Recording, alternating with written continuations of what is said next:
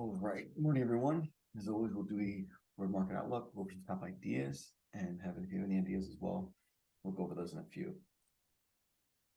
All right. So this weekend, we had a little gap up this morning. Sheikh was mentioning in the chat that there was no crazy banking news of the weekend, which is, I think, a good sign to see. But broadly, we are still within this broader range here. So we got resistance at 420.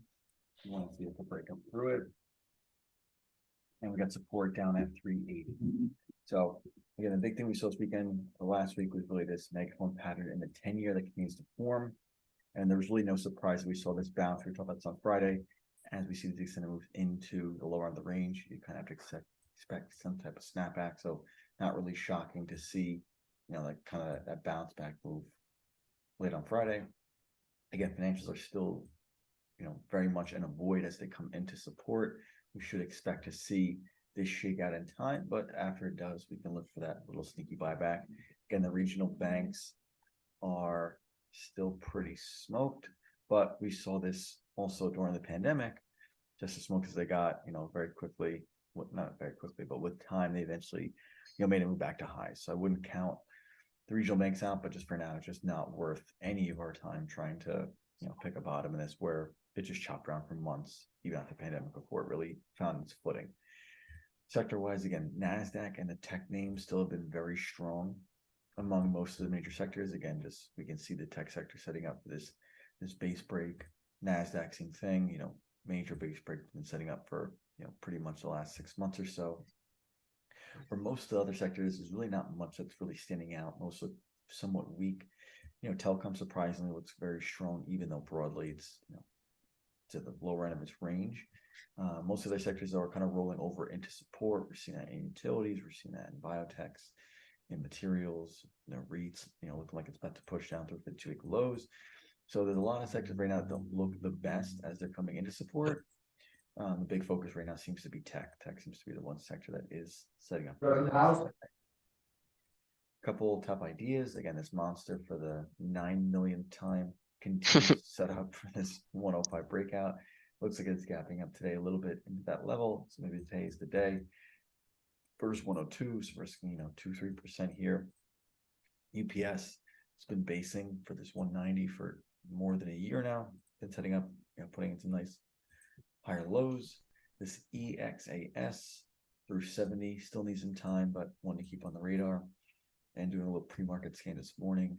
This TYL setting up nicely for a little base break up to this 335 versus 320. And lastly, Motorola through 274 blue sky breakout. Looks pretty nice. So a couple names on the radar, nothing too crazy still, keeping it very cautious with this kind of choppy market. So with that happen, if there's any ideas you want to go over or any member ideas, we can definitely. We got a few member ideas in here. George has a few. First one is SNPS. He's looking at this one like a blue sky breakout with an early entry through 380 versus 370. I like it. Looks very good. You have earnings May 17, so still got some time. Again, the fact that it's like these little dojis up here, it's like you want to give it versus this 370, but you almost want to see this area probably shake out first and get that next step back up through it. But I think again, any of these names that are top right now, again, this looks, chart wise looks amazing. Yeah, looks really, really solid. Next one he's looking at is MSI. So same thing, likes how it's consolidating, looking for an entry through 275 with a stop at 265. So almost identical sort of setup there. Very similar. Yeah, we just, like it a lot. Yep. And then the other one he's got is DECK, DECK. Testing all-time highs over a year, blue sky breakout. He says may need to get a little tighter, but just keeping an eye on this one. Yeah. I agree. It probably needs a little more consolidation, but just under that level looks really solid. Yeah, this is like a 10% range right here. We got up here pretty quickly again, broadly. Again, MSI, all these names we've been mentioning so far, all top right, very strong, multiple attempts over an extended period of time. So all we want to see now is just finding the short-term entry. And right now, this does 10% plus range, that you need to just let it, like that same thing, you want to give it versus here, but realistically, that's not going to hold. You want to see that kind of get tested to the downside, and then get the next push up through it. Yeah, you almost want to look to be buying this off of support. Like if you look at the trend that it's had since basically May of last year, it's just kind of in this ascending channel where the best risk to reward entries are when it kind of shakeouts that support area, and then you can kind of buy on the way up and sell into resistance. So yeah, I like this one. Tom C's looking at a few things. He's got IoT. I've never pulled up this name before. Hard. Oh, that's now I see why. Yeah, I mean, below IPO pricing, I mean, this is one of those where it's like just wait till 30 and watch how quick it doubles when it actually passes that 30. So don't get caught up in this one. Couldn't agree more. Yeah. Next one he's looking at is 5. This one I've definitely pulled up before. 5. Yeah, I mean, this looks pretty solid, coming back up to all-time highs area. Sold off from that 210, but kind of just controlled selling, sort of more of a pullback than anything else. Looks pretty good. He didn't give me, oh, he did give me an entry. He said 202. Okay. 202. 202 is kind of just like the prior day's high, or Thursday's high. I'd focus kind of more on like this 205 area, 206. We can just see going back to 2021. It's kind of been like a battleground. Same with like UPS 190, even though that's more of like a base break. But this 206 seems to be more of a spot where they like changed all these arrows up. But we can just see like, broke out here, tried to break here, and it's just finally getting back up here again. I think you can just wait for that, area to set up, then sneaking at 202. Yeah, because you're most likely going to get some resistance at 205, 204. So just if you're trying to sneak in at 202, the risk to reward just simply isn't there, especially if you're giving this to Friday's lows, you're buying 202 with a stop under 193, that's $9 to make, with resistance only $2-3 higher. That's not a great risk to reward. So I agree with you. Has to get back above that little pivot high from last week and show that it can actually hold above it, and then we can look for an entry through that 205 area. We'll get a much nicer risk to reward trade. Yeah, definitely. Thomas Waldron, he's got SYK. Okay. Through what, 280?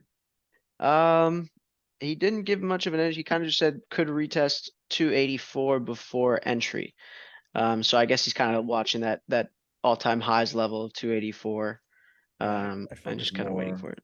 On this 280 seems it's like this was late 2021, retest, finally pushes test. I mean, this 280 is probably way more important than 284. Just happens to be the all-time high, but 280 seems way more important than anything else. This looks yeah, I agree. This looks pretty solid just through that 280. And we got, inside day on Friday. So just kind of showing some good consolidation here. It looks pretty good. I think weekly chart, if you look at the weekly chart, it probably needs a little bit more time. But this looks really good over the next couple days or weeks. I think we can get a nice breakout. Let's see what else. She said he's looking at ANET, ANET, not necessarily looking to buy it, just really strong. So just adding it to the relative strength list. Really nice breakout through that macro base, So this is kind of a good example of a lot of the setups that we have looked at so far today are kind of setting up like this ANET did and then broke out. Right. So nothing really to do here though. It's like this was the entry. There's a lot of there's a lot of spots here, but once it gets up, there's nothing up here you really can do it. I agree. Yeah. It would need to pull back and retest, 150, 145 area in time. So this is like this move is like kind of like Baba recently, where a few months ago Baba went on this amazing 100% run, and this up here was when a lot of people started to talk about it, and we're trying to find like they were looking at this flag, and it's like just because it looked amazing, it was up 100%, and then it retraced the entire move, or majority of it. this is kind of the same thing with the ZNet. It's like, it looks so perfect because it's just gone, 70, 60, 70 points in a straight line. This is not the time to find an entry. You're super late. This is when it looks Yeah. so perfect that you gotta just move away for quite a bit. Especially because it's up at all-time highs, so this is uncharted territory. There's really no reference points to really base anything off of it. So it's tough to short, it's tough to go long. There's not much there right now. But definitely a lot of relative strength, that's for sure. Let's see what else. He had posted GEHC. Oh, he actually said scratch that the volume is way too low, but it looks like it's got 2 million average volume. It's not terrible. Yeah, through this 7750. Yeah. This is like those IPOs up where it's like, this is fine. It took out the high. Like you said before, this isn't double yet, but this through that 77.5 for 75. All for it. Yeah, solid. Looks really good. Then a couple more here. McDonald's, which I know is trade of the week. Just really, really solid macro chart here, giving us a nice flag on the daily as well, right under resistance for the first time. Because if you draw a trend line right from those all-time highs and just kind of draw that line, every time we've gotten near it, we immediately sold off, right? Immediately, it didn't even last a day up there. And we lasted all of last week up there. So kind of giving us a signal that this behavior might be changing a little bit. So yeah, that 272 area looks really, really good. And I mean, you're risking $5 on a $270 name. You can't beat that. Another one I'm looking at is this Microsoft, which is short term, sort of extended, but I'm kind of just looking for like a momentum move here. The fact that it's kind of flagging gave us 2 inside days, Thursday and Friday. Looking for that move through 281, 282 area, and it's got a bit of a gap to fill from last year, like from August back up to like 290. So just kind of watching that. And then Joseph Park also mentioned yesterday on our call, workday, W day.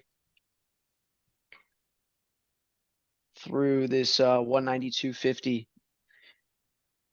I like it a lot. This is again nice. It was again earlier this year, big breakdown stage. The bases take way longer to develop than we anticipate them to. They start to flag out nicely. And this is like the entering that like stage 2 breakout. So through that 193, 194. That looks really good. Yeah, I'm with you there. Yeah. And then Joe M was looking at Crocs. He was looking to buy this one through that 124, 125 area.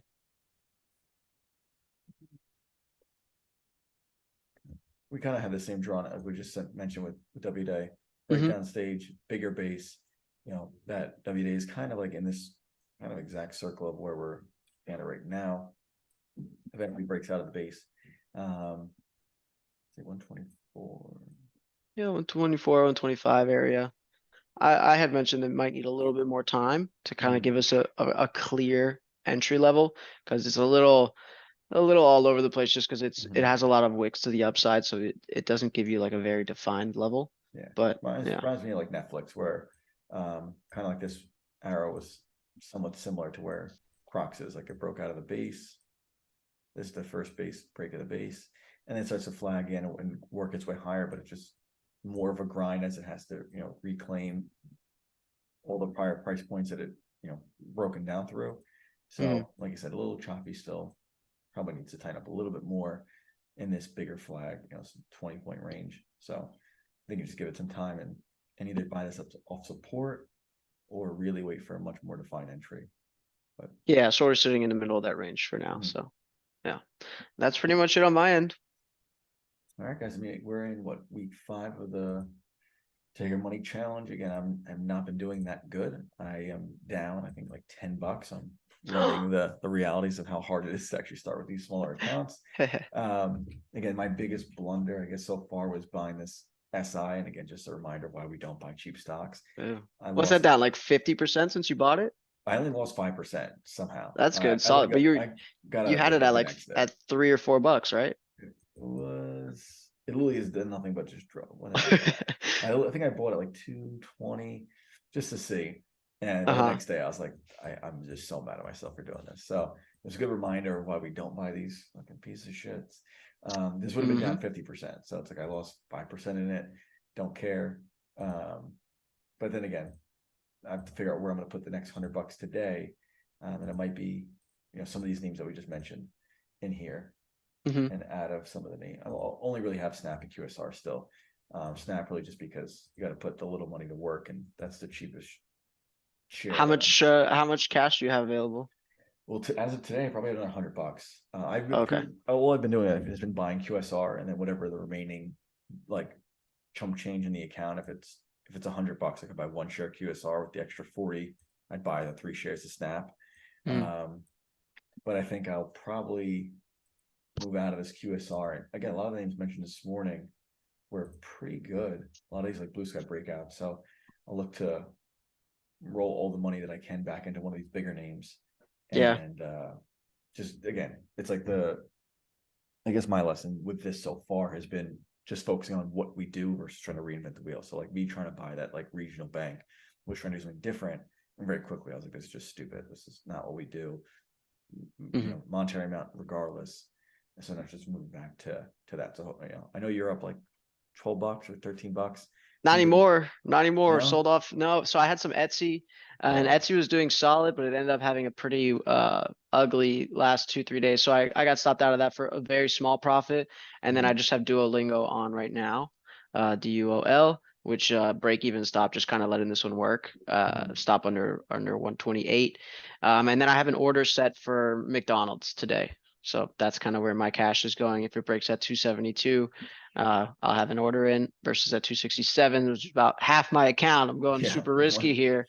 1 whole share of McDonald's. So, the pressure is on. Yeah. But yeah, I'm looking to see a breakout on that one and try to catch up to Alec. I know he's in first place. So What's he up? What's he up to? What's his account I at? think he's like, well, it was 420, 430, I think, on Friday. So yeah, Nice. add another 100. I think he's got a lot of cocoa, which has been working really well.